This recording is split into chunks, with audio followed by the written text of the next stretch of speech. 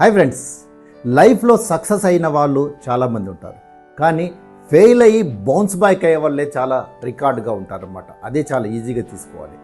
ఒక స్టూడెంట్ ఉంటాడు, 12th class student. అతను టాపర్గా వస్తాడు. టాపర్ వచ్చిన తర్వాత అతని పేరెంట్స్ కూడా చాలా హ్యాపీ ఫీల్ అవుతారు. సో ఇంత మంచి ఇంజనీరింగ్ కాలేజ్లో జాయిన్ చేస్తారు. ఇంజనీరింగ్ కాలేజ్ జాయిన్ అయిన తర్వాత ఆ కుర్రవాడు ఫస్ట్ ఇయర్ వరకు బాగానే ఉంటాడు. సెకండ్ ఇయర్లో వచ్చేసరికి ఆ ఫ్రెండ్స్, ఆ స్నేహాలు, వీటి వల్ల చెడు హ్యాబిట్స్ నేర్చుకొని తర్వాత ఏం చేస్తాడు, ఒక సెకండ్ ఇయర్లో కొన్ని సబ్జెక్ట్స్ ఫెయిల్ అయిపోతాడు.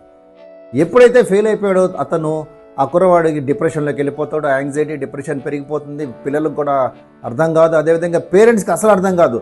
ఇంత first class student 12th topper అయిన వాడు ఇంజనీరింగ్కి వచ్చేసరికి ఎందుకు ఇలా అయిపోయాడు అని చెప్పి అనుకుంటాడు. తర్వాత ఈ విషయము 12th క్లాస్ స్టూడెంట్ ఉన్నటువంటి ఒక స్కూలు ప్రిన్సిపాల్కి చెప్తారు. సో ప్రిన్సిపాల్ ఏం చేస్తారంటే, ఒకరోజు ఈ స్టూడెంట్ని తన ఇంటికి లంచ్కి పిలుస్తారు.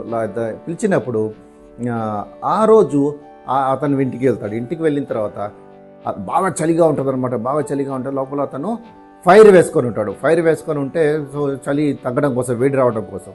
సో అతను మాట్లాడుతూ ఏంటి ఇట్లా కూర్చొని మాట్లాడుతూ ఉన్నప్పుడు ఆ టీచర్ ఏం చేస్తాడంటే, అందులో వచ్చి ఫైర్ నుంచి ఒక స్టిక్ తీసేసి బయటపడేస్తాడు. సో ఇమ్మీడియట్గా అది ఆరిపోద్ది. ఆ స్టూడెంట్ అడుగుతాడు, ఇదేంటి సార్ ఇలా చేశారు, మంచిగా ఫైర్ వస్తుంది ఆ స్టిక్లోంచి, మీరు తీసి బయటపడే కానీ ఆ నిప్పంతా ఆరిపోయింది, అదంతా దాన్ని నిరుపయోగంగా అయిపోయిందంటే ఇప్పుడు అర్థమైందా? సో ఫైర్ అనేది దానిలో ఉంది, దాన్ని అక్కడ వాడినప్పుడే ఫైర్ వస్తుంది. సో అదేవిధంగా దీన్ని మళ్ళీ ఇది అక్కడ వేస్తే వస్తుంది కదా అని అతను అక్కడ లోపల వేస్తాడు. లోపల కానీ మళ్ళీ అది ఫైర్ రావటం, వేడినివ్వటం మొదలు పెడుతుంది. సో లైఫ్లో కూడా అంతే. మీరు ఎప్పుడైతే ఫెయిల్ అయ్యారో, డిప్రెషన్లోకి వెళ్ళారో, బౌన్స్ బ్యాక్ అవ్వాల్సిందే. బౌన్స్ బ్యాక్ అయితే మీరు సక్సెస్ సాధిస్తారు అని ఆ కుర్రోడికి చెప్తాడు.